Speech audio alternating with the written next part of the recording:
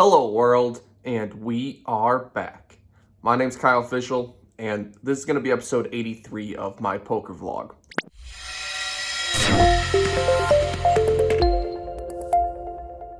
And today, a little bit of a diversion from the usual vlog form. I had one hand from my last two appearances on Best Bet Live that was so technical that I think I wanted some higher level analysis on it to give you all, as well as myself, some educational value to help you all get better at the game. My usual vlog style, targeted more at entertainment, will be out in the next few days with all the notable hands, but for this one, I brought on Alecs to help me give some high-level analysis about how to properly play 4-bet pots. And without further ado, let's roll the tape. Hello, everyone. This is KYLE FISCHL Poker Vlog. Next episode, we have a spicy 4-bet pot here. I have a guest announcer, Alecs, who's going to give me some analysis on what he thinks is the correct options. We're going to get right into the hand real quick here. We're playing a 2-5 deep stack game. Everyone pretty much bought in for 1,500 max, and a very early position player raises to $30. The player on the cutoff decides to 3-bet to $100. So this is the guy that raised to 30? Yeah, he raised to 30. This guy raises to 100, and then it's on me. Okay, how deep is everyone? Everyone has over 1,500. I haven't seen this hand, and I haven't seen any of this stream ever. So I have no idea about any of these players or any of the history. So I'm kind of analyzing this blind, but I will do my best. Yeah, and Ted is a pretty competent pro. Like, he has probably the widest 3-betting range out of everyone. This is a 4-hour stream. We're about an hour into it. He's 3-bet probably 3 or 4 times already. So sitting with ace queen off, I think it's definitely a time for a 4-bet, especially on the button. But what size do you think would be most optimal if you think that the person has a wider than normal 3-betting range? Well, you're in position, so you can go a little bit smaller. But a lot of the 4-betting sizing you're going to construct is going to be based on a couple factors. And I always like to help people think in first principles so they can analyze these situations for themselves rather than just saying, oh, I'd go 300 here. It's important to understand how to formulate an idea for your sizing. So the factors that you want to consider are whether you are in position or out of position. And when you're out of position, you want to go bigger because you want to cut down on your opponent's implied odds. They're going to call you more often in position because they can play the hand in position. They're going to have a post-flop edge because of their position. So you want to make it less lucrative for them to call in position, and you want to 4-bet bigger. When you're in position, you can afford to go a little bit smaller because you control the tempo of the hand. There are fewer hands with which they can call you out of position. The other thing you want to consider are your stack sizes. So stack sizes play a big role in determining 4-betting strategy, number one, but also sizing, number two. So strategy, I mean by with which hands you're going to 4-bet with. So for example, if you were like, 800 deep here, your 4-bet with ace queen would basically be committing your stack to this pot because any size you make it is going to price you in if your opponent 5-bet jams. Now, when you're 1,500 deep, which it sounds like you are in this hand, like 1,500, you're 2,200, but Ted is only 1,500. Is that right? Or he's Ted has probably about 2,300. We're pretty evenly stacked here. Okay. That also changes it subtly as well. Because if you were to make a 3-bet, if you were to make a 4-bet to, let's say, like 350, and then Ted jams, he might be jamming on a bluff there some of the time. He might decide that you're bluffing, and he might turn his ace 5 into a bluff and jam. But when you're let's say 2,300 deep, that's probably not going to happen because his risk reward is not as lucrative. So there's fewer hands with which he's going to jam with. He's probably not going to 5-bet jam on a bluff, hardly ever. So all this is to say that you're less worried about his bluffs and you're less worried about getting outplayed here. And you could really just 4-bet your hand for value and pretty confidently fold to a 5-bet, I think. I think 250 is too small. I think it's tempting to use those small sizes here. But I think given how deep you are, you want to size up a little bit and maybe go like 300 because he can still call you with some hands because you're so deep. So the way to conceptually kind of think about it here is because you're so deep, you're 400 big blinds deep, this 4-bet is really like a 3-bet. I mean, the ranges change, but the hands that he can defend your 4-bet with are the typical range of hands that he can defend a 3-bet with, because the stack to pot ratio is basically the same as it would be if you were 100 big blinds and you 3-bet, but you're 400 big blinds and you 4-bet. So he could still defend with a lot of hands here. So you definitely want to like charge him for doing that. You know, it wouldn't be a mistake for him to call with Jack 10 of spades here. So you don't want to make it 250 and let him profitably call you with those hands. You want to charge him a little bit more and go a little bit bigger. I chose to do about 260 because, I thought a smaller sizing would be, as you said, just as lucrative. I'm doing it for value. I get to play in position. I don't need to go huge with it. I'm not really trying to get him to like fold all of his range. I just When don't think he's this, folding any of his range to this sizing. Maybe he's folding some offsuit hands, but he's just like any suited hands are going to call you here. It should be at least. okay. Well, he eventually chooses to call, and the flop is kind of interesting, I would say. Comes down king 8. Now, I know in general, you should probably have a 100% continuation bet frequency when you 4-bet, but in my mind, this board just really hurt my range. I only have one combination of pocket kings and a few combinations of ace king.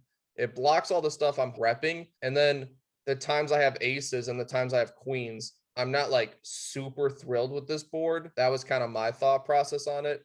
He checks to me, and what would you say is a good sizing or C bet amount? Yeah, I would, first of all, just taking a step back, you don't need 100% C betting frequency when you have a 4-bet pot. It's not like because you 4-bet, you have to C bet 100% of the time. For example, if you had quad kings here, you wouldn't probably be C betting. So you don't need to C bet all the time. You need to think about how your range is going to play this spot. And then you need to try and construct a balanced range within that framework. And that means that some of the time you're probably going to be checking. Like aces might be a fine check some of the time because there's not really many cards that hurt you. It's hard to get 3 streets of value. Now, ace queen is kind of interesting because you block a lot of his kings, right? So he's not going to have ace king hardly ever.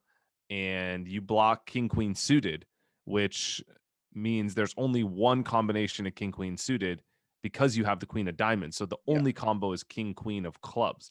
So it's actually really hard for him to have a king here. If you're going to barrel and rep ace king and you're going to bluff like multiple streets, this actually might be the hand to do it with. So I mean, one and done is like, okay, because you still might have the best hand and you can just deny equity from a hand like, Jack 10, but he's not going to fold any pairs. So you're not betting this board to get him to fold jacks or 10s or 9s. That's never happening. But what you could do is you can actually bet this flop, and then depending on your read, how he called, his tone, his tempo, the turn, you might be able to go multiple streets here because you do have some blockers. So it actually is kind of interesting. This hand could really go multiple ways. I like to present multiple options to people so that they could think about their different options and then construct a plan that they like. I'm okay with checking because you would check some aces and queens here, and it's hard for him to bluff you if you check. I mean, it's not like he's just going to be able to bluff you on any turn because you're also checking this flop with aces, with queens, some of the time, right? Or maybe even jacks some of the time too. So that was my thought process. And additionally, something you said was I put his range on pretty much 5s to 10s, maybe jacks. And like you said, I don't expect any pair to fold to 1C bet at all, especially on this particular board. So that was part of the reasons why I also checked. I was hoping for a turn card anywhere from 10 jack queen ace, obviously for, gives me a lot more equity, a lot more chance to win. But I get a low card again. As played, he checks to me a second time. Would you consider bluffing on this street, or does ace high, specifically the nut ace queen high, have enough showdown value to hopefully check it down and hope he missed with like a jack 10, queen 10, things like that? Would you start bluffing here? this definitely is a tough one. If you bluff, the first thing I'll say is if you bluff, you have to bluff the turn and the river because there's no way he's going to fold to one bet. So betting the turn and checking the river is the worst play. That's something you should probably never do just because you don't accomplish anything by doing that. You don't really get better hands to fold and you don't get worse hands to call. And so there's really no point in betting the turn. So you have to start to develop a plan here. Your sizing is also important too, right? You want to probably size up a bit because you want to start applying pressure on a hand like nines, tens. So I don't know anything about this guy. So like the first thing I would be asking myself is just like, is my image such that I can get credit for repping the hand that I'm repping? Like, can I get credit for repping aces or queens, which is basically what you're repping? Yeah. Maybe jacks. Maybe you're repping jacks. Can I get credit for repping those hands? Would I play those hands this way? Which means, can I get credit? And is my opponent going to fold the hands I'm targeting, which is like 8x, sevens, nines, tens, or maybe jacks? Like, will he fold those hands to 2 bets? So those are the 2 questions I'm asking myself. And you probably actually, frankly, have the answer to that better than me because you've been playing in this game for a long time. You know your image. You know how you've been playing. You know this guy, Ted. You know how he's been playing. You know if he's had history against you. And so combining all these factors is what I would use, these variables, to come to that conclusion. And, I would say if you do bet this turn, you're going to want to go a little bit bigger because you're going to want to apply some pressure on the river to really make him think twice about calling tens. You don't want to bet like 150 or 200 on the turn and then 350, 400 on the river. He's just not going to fold. Yeah, I agree with all that. My experience with this particular opponent is something you said about image. I kind of have constructed an image for myself through channels, through live play, through everything, is that I do have the ability to bluff and triple barrel bluff and double barrel bluff. And that's something I always tell people who ask me, what's the right decision? I say, do you know if this person has the ability to bluff? Because there are some people in lower stakes, they just always bluff or they never bluff. There is no balance. It is what it is. And because I know that he knows that I can bluff, I'm less inclined to put in a barrel here because I still think he's just happily going to call with 8x, pocket fives, anything, because this board is just so polar, as I either am way ahead or way behind. And in this particular sense, I'm way behind, and I think he's just going to call down with any pair. So I choose to check it again and just pray I can bink at least a jack high and maybe go for a bet. Yeah, I think when you check here, you still might have some like jacks, right? You still might have those types of hands. Yeah, and I don't think I would even bet the river if I had jacks. I would just be like, okay, we 4-bet. It's a relatively safe board now. I can just show it down. And I think then you the got to same bet this thing. river with jacks. I don't think you're hardly ever, especially the speed and the way he just checked that river. I don't think he's ever checking 3 times with a hand better than jacks. So I don't really see a reason to check. Okay. You're pretty high up in your range there with jacks too. You have one of the best Yeah. hands you're gonna have, maybe other than quads. Like maybe you checked quads Yeah. twice, but like I don't think Yeah. you're ever checking queens twice. You're probably never checking aces twice. You're never checking a king twice, certainly. So jacks, I think, becomes a mandatory bet.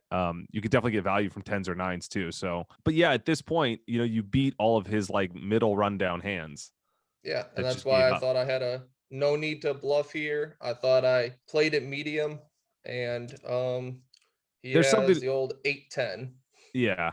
He's not Ugh. folding that on the river, I don't think. Yeah. But if you do bet this river, I think you need to bet like 400 and something because you really want to rep that type But of it comes hand. to the same issue.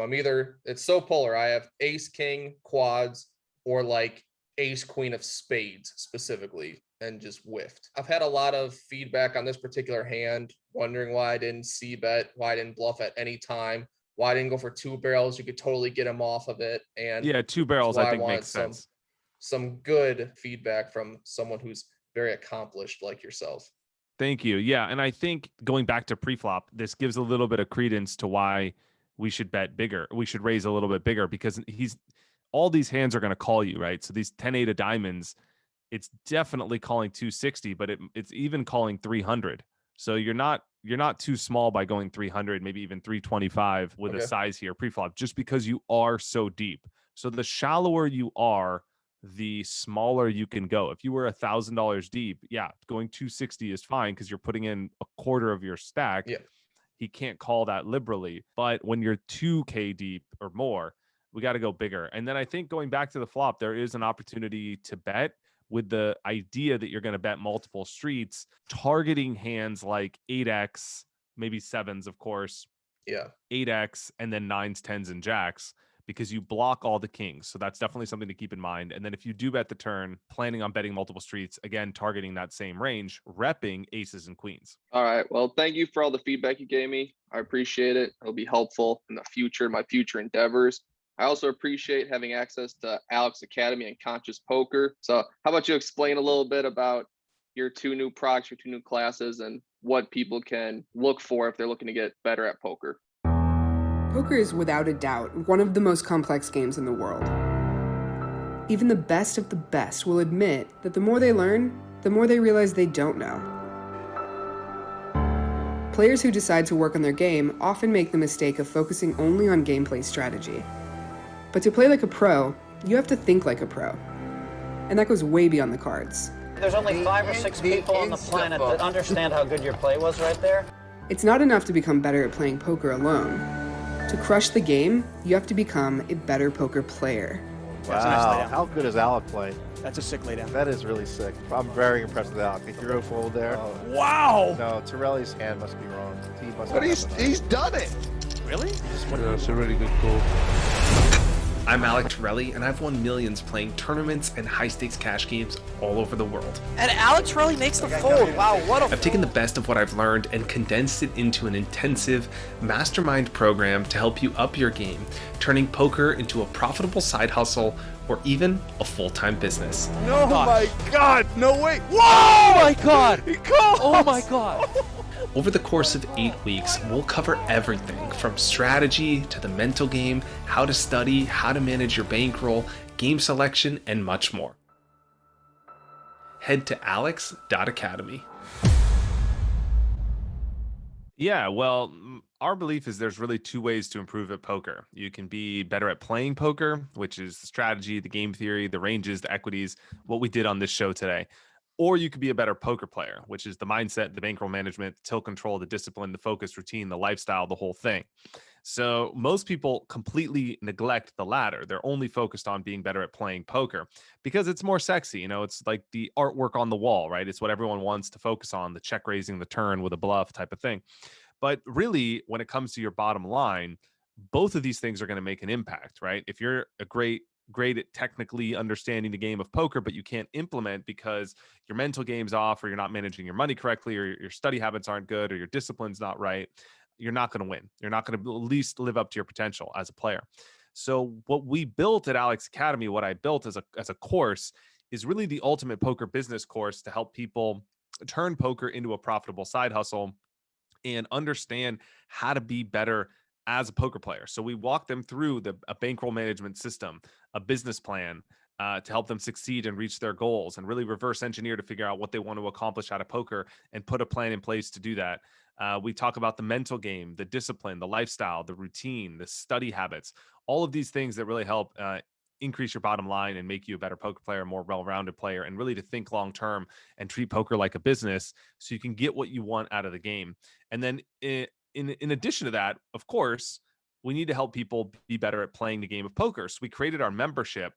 And when you join Alecs Academy, there's 4 courses in the membership to build your poker game from the ground up, as well as 200 videos on all poker subjects. And there's a really cool filter feature where you can log in and you can filter the content around any subject you want to learn. So if you want to learn about, 4-betting strategy, you just click pre-flop 4-betting and all the videos about that subject pop up. So it's really cool. And we give that as free. When you join the Academy, you get 2 months of our elite membership for free. And so you'll get access to me. You'll have group coaching calls with me, our private community in a forum where you could interact with coaches, myself, and our community on a daily basis. And we even do some really cool stuff where we play private poker games as well with our members. But the course is meant to be very actionable. So there's 40 modules. There's worksheets attached to each module to help you implement everything that you've learned in the program. And again, it's really meant to be the ultimate poker business course to help you turn poker into a profitable side hustle. So if that's something you're interested in, you can visit Alecs, ALECS.academy, or check out the link in the description of this video. You'll have a special link that people can join through you as well, which they should do. So check out that link in the description here. Thank If you guys want to join, I'd love to have you as part of the program. Yeah, I agree. I did not have a 4-betting range until I entered the Alecs Academy. It's definitely stuff everyone can learn. Well, if you watched all the way to this point, thank you. I appreciate it. Please consider hitting the like and subscribe button. It helps me out a great deal. And I will see you all next week.